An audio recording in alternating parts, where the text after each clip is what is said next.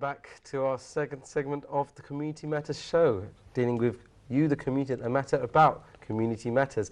If you just joined us now, you've missed out on a really nice video that we had of a martial arts session taking place locally in Tower Hamlets.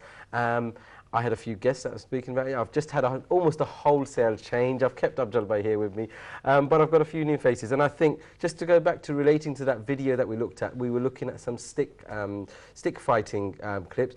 And over to my far side, I have Fahim. Welcome, Fahim.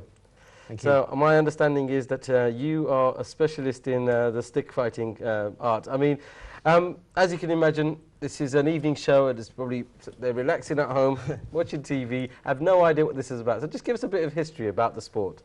So the Filipino martial arts is called the broad range of from weapons, sticks, bladed weapons, as well as the empty hands. So the sport side is obviously naturally can't use all the weapons in the tournament side. So the sticks, they represent the bladed weapons, and there is obviously a competition from it, part of the WCAF, which originates from the Philippines.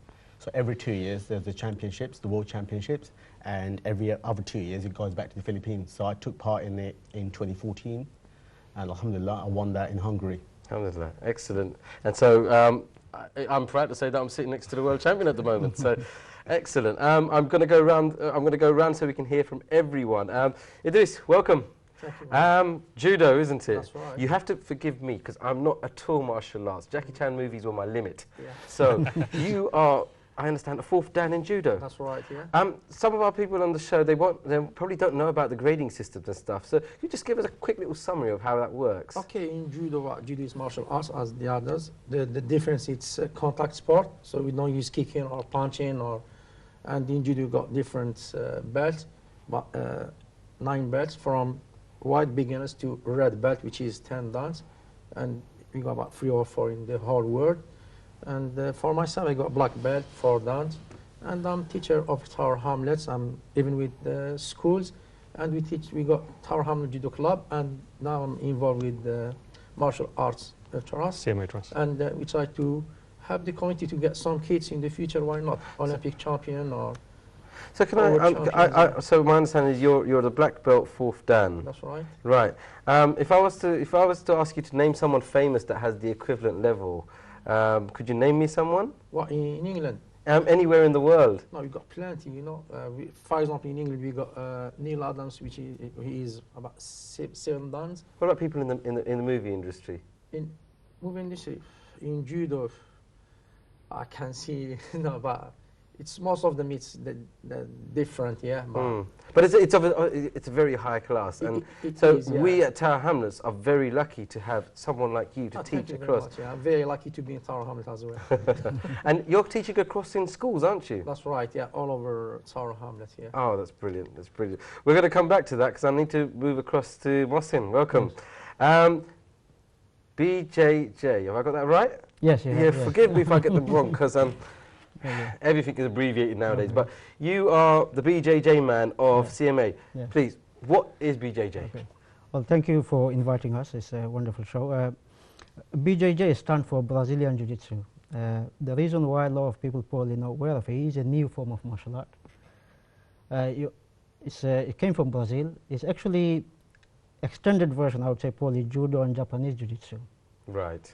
But the Brazilian actually made it into more of a combat kind of sport. Okay. And Brazilian Jiu-Jitsu is used now very widely in UFC and all the MMA fights you see. Many of the champions of UFC and others actually have Brazilian Jiu-Jitsu background. So it's a close contact sport, grappling on the floor, submission, locks, and it's a very intensive sport. Really. I mean, my question to you would probably be that sport itself. Is it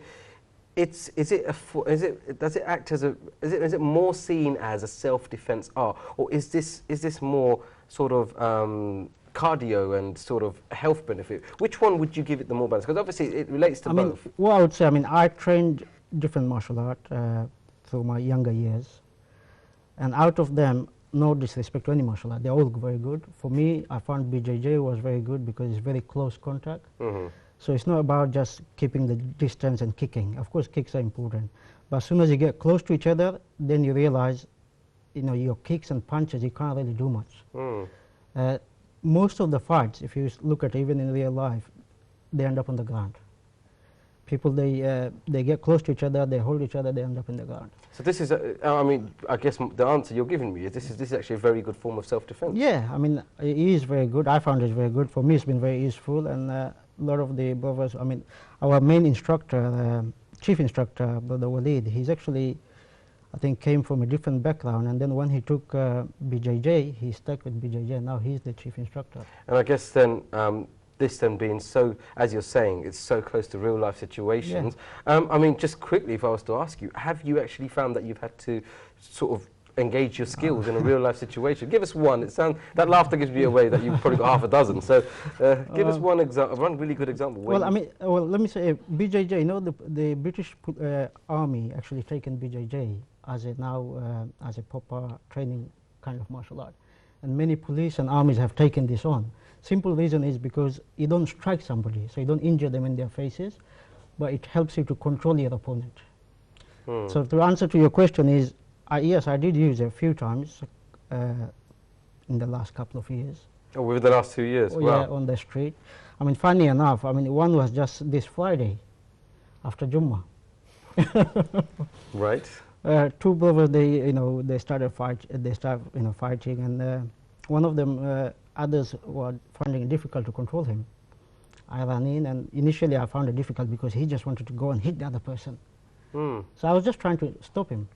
But at one point I realized he was a bit too, explosive.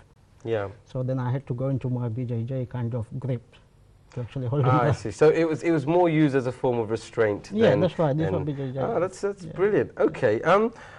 Abdul, in the first segment we were discussing how this is a form of art and how, how it's come into the community. Okay. But just before you touch on that, just want to kind of point out some issues. Every individual is an individual. There's various different styles, but within the styles there are different emphasis and there's different strategies. So what you have to look at is every fighter will look at what their strategy is. Like in football, not all football teams play the same way. Yeah? Some like to throw the ball very high, some like to keep it on the floor. In martial art, there is this discussion around ground and stand-up. So there's a kind of like a theological or kind of like a discussion, right, which one is more comfortable. I would always say is that the comfort is with the individual, you know. Everyone's got their own philosophy. So like the stand-up fighters will say, well, I want to finish the fight standing. I don't want to actually go on the floor because there might be glass on the floor, there might be other things on the floor. So there's your battle or your art. So if you look at the striking arts, they've actually come from battles. So if you look at villages, if you look at military, so if you look at the Filipino martial art, the Filipino special forces use it, the American special forces use it, the Israeli special forces are using it. So it's a military stuff. So when you come to the community, it has to be a civilian type of martial art. Even with, let's say, the Israeli martial art, they call it Krav Maga. They've even kind of washed it down to a civilian level. So what is happening to martial art is evolving, with the different culture and society. Like for example, Filipino martial art, You go outside of Europe, everyone's carrying a weapon, okay? Everyone's carrying a weapon. You go Bangladesh, they're carrying a weapon, So Europe, England, you don't carry a weapon. So therefore, your strategy of fight can be different. You can go in and kind of like wrestle. But if you're in like another country where they've got a knife, you wrestle, he's going to pop it, and he's going to bring it out at the time of the grappling. So there's different ideological kind of understanding. So what martial artist does is, okay, they need to look at what is good for them in their context, in their nature. Right. I would say to people that it's very important for the community to know how to defend yourself. The fight could be different. Like, for example, you take a boxer, and I took him to Bangladesh in Sylhet and put him in the paddy field. The boxing technique goes out the window because his legs are going to get stuck in the mud. Okay, so he can't shuffle his leg. So if he can't shuffle his leg, he can't actually use his body mechanics. So the terrain, that's why the culture and style comes in. So that's why you have so many different styles based on the environment, based on where they were. Like Wing Chun, very close range, very close kind of stand-up type of fighting, in close environments and that. So in China, you will see the northern stylers, they kick high, southerners, they kick low. There is a climatic kind of link to that as well, So martial art isn't just about throwing a punch and kicking and rolling. It's much more. There's the discipline side of it. So you look at the people and you see their lifestyle is totally different from a normal civilian. Yeah, like normal people, yeah? You know, they wake up, you know, they're mentally, they're trying to be fit, strong, they'll practice, and they use their martial art in every solution of their life's problems as well, you know? And this is something important. Now, for the community, what we need for the community is we need to build the bridge. So what we want to do is we want to give a range of different styles so that people can look up. Because when you write, your writing style is different from mine. Yeah? So I'm not going to write the same way as you write. So everyone needs to explore and find out what style is good for them and which one they enjoy and what path they want to take. Like, for example, judo, okay? Olympics, okay? Taekwondo, we can go to Olympics. But with Filipino martial art, you can't go to the Olympics, okay? So therefore, as a community, we have to draw that balance. We need champions in the Olympic starts. We also need people keeping the traditional arts alive, and that's what makes us the true mixed martial art, because we've got the original martial arts being practiced, and that's what the unique thing about CMA is all about, is like we've got BJJ, we've got Judo, we've got Filipino martial art, we've got Silat, we've got JKD, we've got all the different styles, and any of our students going to all the different classes, they will have the opportunity to explore the variant of different styles at all different levels, sitting, standing, lying, all types of fights, so that then they can draw, and what Husna said is about the philosophy, about knowing the philosophy of the fight, which is very important. At the moment, a lot of us want to go and kick the bag and roll, but we don't have that culture or the philosophy, the psychology behind us. I think what it is, you know, this debate of ground or stand-up is always going to be there. But well, I think you have to combine both. Because a fight, you could come across with anybody. I mean, somebody could be bigger than you, somebody could be faster than you. So I like to believe that it's not just BJJ or Judo or Taekwondo and thing. You have to learn, you know, be of everything really. You could have your own kind of thing that, okay, this is my specialty. The couple of times I've been involved in street fights, you know, different time I had to use different one.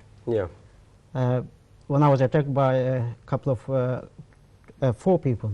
I mean, that time, initially, it wasn't BJJ. Initially, it was Muay Thai. I had to use my elbow.